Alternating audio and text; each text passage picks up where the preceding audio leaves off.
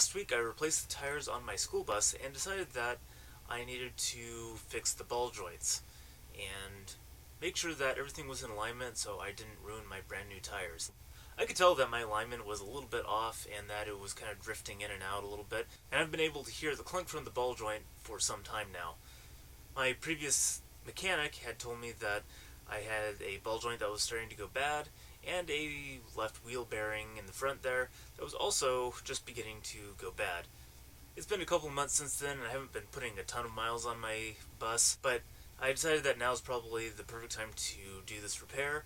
I'm getting the bus ready to take it on a longer road trip, so I want the bus to be as close to 100% as I can and make sure that I won't have any problems during my trip. I had been planning on scheduling an appointment with my mechanic up north and repairing the bus that way, but I have been living in my bus full time since then, and so I don't really have anywhere else to stay. Unfortunately, that mechanic is a little bit on the slow side, like a lot of good mechanics are, and last time I took it in, it was about a month before the bus actually was finished being repaired. And in this case, I can't really go more than a few hours, maybe an entire day without the bus. So I started to think of what I could do, get a little bit more creative, and figure out how to solve this problem and get these repairs done. My first thought was just to go do it myself. And I don't really have a good place to work on the bus, and I have a lot of concerns about what would happen if I got partway through the project and I needed a part or something. I would be stuck. I have realized since then that there is a do-it-yourself repair shop in the Seattle area that I could go to that I'm aware of, and it would actually solve a lot of my problems. For this particular repair, I really need a mechanic for this, someone that actually knows what they're doing to get the suspension all sorted out. I'm thinking maybe next time I'll start doing the work myself when it's just more of just fluid changes, stuff like that. But we'll see. It depends, and it depends on how much this other place costs. So, doing it myself was basically out. My other option was just to find a different mechanic, which I don't know of very many good mechanics, and it's really hard to actually find a good one. Or I could also take it into a dealership, but because this is a school bus shaped object, most dealerships won't actually touch this. The other night I heard lots of commotion going on outside in the middle of the night, and I realized it was just the mechanics working on all the delivery vans that are around me. And that got me thinking, well, maybe I can find a mobile mechanic of some sort that would be willing to work on this. And it turns out there are a number of mobile mechanics in the area. I thought, maybe a more general solution that other people could also follow, assuming this works, is I went on to a website called yourmechanic.com, and this is exactly what they specialize in. They send a mechanic out to your location, and they say they can do this while you're at work or while you're at home, and they will fix your vehicle. But there's a lot of unknowns here. I don't know what's going to happen when they come out and see that I have a school bus. I put it down that I was in an E350, because that's really what I'm in. There's nothing special about the chassis or anything, but I know other mechanics and tire shops will not work on this because it has a school bus body on it. I don't know what's going to happen if they get here, they start pulling things apart and find that, hey, actually, all your ball joints are shot and you just need to replace all of them. That's definitely a possibility, and whether he'll have spares. But if this works out the way the website claims, then this could be a really good option for van lifers that are on the road and living full-time in their vehicles. So I'll see you in the morning, and we'll find out exactly how this goes. The mechanic turned up, and he refused to work on it because it's a school bus. So it seems to be a common theme here. A lot of people just won't work on this vehicle because it's not a standard van body. So I need to try to figure out a different solution to my problem here.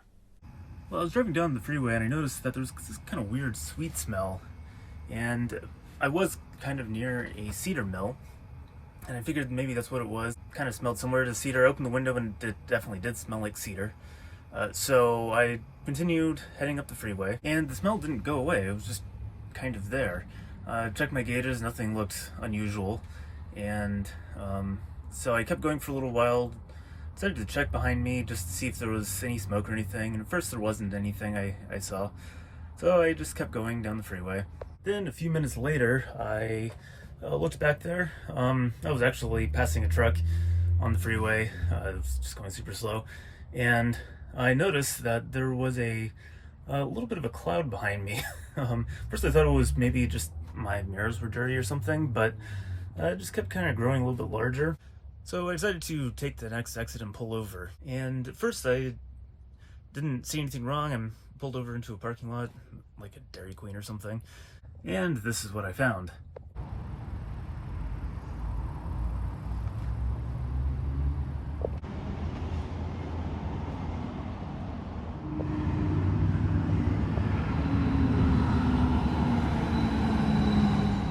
What I thought was just a coolant leak was actually a diesel leak, a massive diesel leak, and now I have to get the bus towed. My insurance covers the tow almost all the way back to Cedar Woolley. Fortunately, my car is parked up there, so I should be able to pick up my car. Only problem is I just got a message saying that tow truck drivers can't take passengers, which is going to be severely problematic because I'm in the middle of nowhere right now, and I'm going to the middle of nowhere. So there are buses that run. I don't know how long it's going to take though. So the tow truck just got here and then it left again. What happens is they basically sent out the wrong tow truck. For some reason they sent out one. It could hold the weight of the bus. That wasn't an issue. It just the bus is too tall, and so they needed a different tow truck.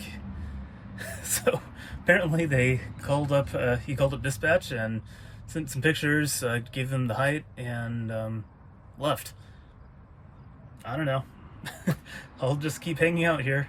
It's been about an hour now, and still no tow truck, and I just checked. My insurance sends periodic updates on the status of the tow truck, so this time it asked me, if the tow truck had arrived, and so I said no, because it basically hadn't. So it sent out a message a few minutes later informing me that the provider could no longer do the tow, so it was going to match me with a different one.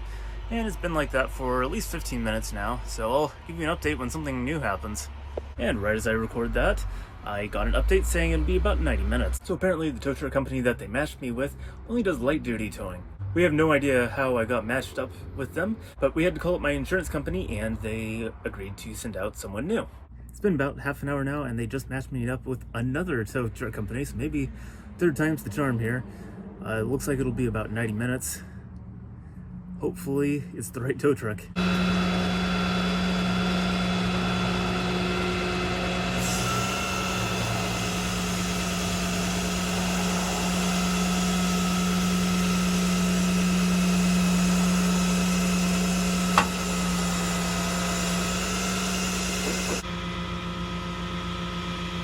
Well, I finally made it to Cedar Woolley. Although it was on the back of a tow truck, it made it. Tow truck driver was really nice, but yeah, 6.5 hours to just get someone to come out and tow me up here. The shop was expecting me today, but I'm sure they figured that I was dealing with tow truck problems. But I got up here and we're gonna get the repairs done. We'll talk to them in the morning and we'll just see how bad it is. I was doing a little bit of research and it looks like most people that have this problem with the 7.3 power strokes just dumping fuel like this, it's usually some sort of fuel line problem. It's usually a fuel line's burst somewhere, and that's what I suspect as well.